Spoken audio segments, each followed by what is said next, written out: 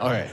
There was a girl. I could have had sex with her, but, I was drinking a lot, and I was like, nothing happened. So if things were working, he would have done it? I mean, he did try to cheat the Olympics twice. Awesome! We didn't meet Patrick and Thais until a few episodes into the season, and when we initially meet Patrick, he seems to be a pretty normal guy.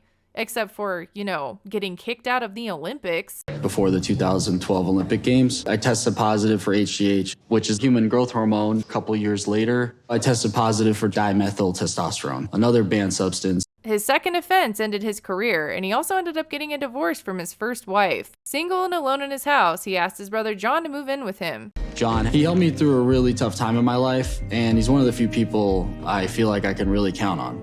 They lived the bachelor life for 3 years, but everything changed when he met Thais. I met Thais on a trip I planned to Brazil to reconnect with my dad. He's Brazilian, and he retired there 8 years ago. They both swiped right on Tinder and hit it off. 11 months after I met Thais, I ended up proposing to her, and she said yes. These two actually seem to be in love, and it also turns out that they can speak the same language. I learned how to speak Portuguese because she doesn't speak barely any English. Tchau, amor. Being able to communicate without a translator app gives me hope that they can make it. Patrick also seems to have a steady job, even though I'm confused by how he makes a lot of money doing it. I am now selling home security door to door, and I manage sales teams throughout Texas. He says he makes around $1,000 a day selling alarms door to door, and John installs them. How is that a booming business? Door-to-door salesmen are really still a thing? That seems odd. And that's not the only odd thing about this couple. Apparently, Thais doesn't trust Patrick, and he has to check in with her when he goes anywhere. She checked my location, so she knows where I'm at. It says bar. Yeah, it says bar. Oh, okay. She's not too happy about it. When he said this, I had major flashbacks of Gino and Jasmine. We were given the impression through Gino and Jasmine's season that Jasmine was just a crazy, jealous girlfriend. And she was pretty crazy. Crazy man. But over time, we learned that there was a reason behind her intense jealousy. I think I made a big mistake. Did you send her naked pictures of me? Gino was still talking to his ex and sending her nude pictures of Jasmine. It was gross and creepy. And now watching this season of 90 Day Fiancé, we will need to expect that there is more to the story. We will not just assume that Thais is jealous for no reason. I will say, though, that she doesn't seem very trustworthy herself when she is finally introduced. Todo mundo sabe que eu tô indo me mudar para os Estados Unidos, menos meu pai. Ele acha só visitar e voltar para Montes Claros. She lies to her dad and does not tell him that she's marrying Patrick in the US. How bizarre is that? And when she arrives, she admits that Patrick doesn't know the truth about her dad's situation either. Eu não pretendo falar com o Patrick que meu pai não sabe sobre a gente estar indo casar. Então ele acha isso, mas na verdade meu pai não gosta dele. Yeah, that's not good. Both of them seem to have some secrets, but their biggest issue taking center stage is Patrick's brother John living with them. Já tinha falado com o Patrick antes. Eu não gosto de ter colega de quarto. It's not just a random roommate, it's my brother. Thais entered the US with what seems to be a permanent roommate, Colt and Debbie style. At least Thais got flowers, though. What is with flowers? No flowers, honey. I'm sorry. Mike the House Elf wants to remind you to subscribe to this channel. That has given Dobby a shock. Come on. Dobby is free. If you don't, he will appear in your room tonight to tell you he loves you. Come on. Hey! Yep. Their 90 days with John begins, and the distraction puppy doesn't keep the peace for long. Beer? Yeah? In the morning? So crazy people No, crazy? drink I know beer crazy. in the morning. No. The tension between John and Thais is obvious, but they don't have a choice but to try to get along. At this point, it's hard to tell if John is just a harmless beer-drinking brother or not. He obviously wants his brother to be happy and is there for him, but they do mention past trauma a few times. Will his presence end Patrick and Thais' relationship, or is he just here to provide some comic relief? That steak scene made me laugh pretty hard. It's all that.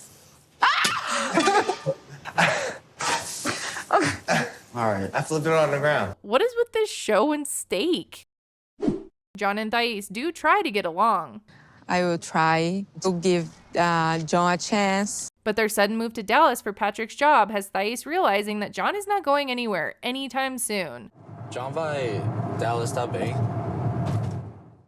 I know if I came to the US and planned to get married, I wouldn't want a roommate, but it seems like this was communicated early on. Resolver isso, falar com John, ok?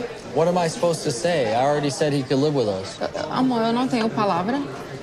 I mean, John's lived with me longer than we've been together. I'm guessing that the fear she has is that he will never move out, which is valid since there's no timeline being given. Você vai viver para sempre com John? No. Whether she likes it or not, though, she does move down to Dallas with Patrick and John. Que você acha, Mo? It has a lot of space. É. Gostava da outra casa, então meio difícil para mim. But she does have a lot of complaints about this very nice new house. So what do you think of the place? It's good. It's good, no? A little small. Small? Bigger than what we have in Montes Claros. It's hard to afford to buy a house in the US right now, especially in major cities. So the small comment makes her sound like an entitled brat. Live with it. I don't have any patience if Thais is dissatisfied with the house. Like, zero. I hope this has to do more with the fact that John is living there and not the actual house. At this point, Patrick had gained points for providing stability for spoiled Thais that she doesn't appreciate. But he loses points big time when TLC explains Thais' trust issues with him. I got something for you. A cell phone for America now. But But what? vou parar, você tem meu localização. Not going to lie, that was a smart but sneaky way to do that. I wanted to give you a present, and I don't want you to have my location anymore. So, well, then don't take the phone. Do you remember earlier when I said that we would not assume that Thais is jealous for no reason? It feels bad when, I'm with somebody and they're, the love of my life, and they don't trust me.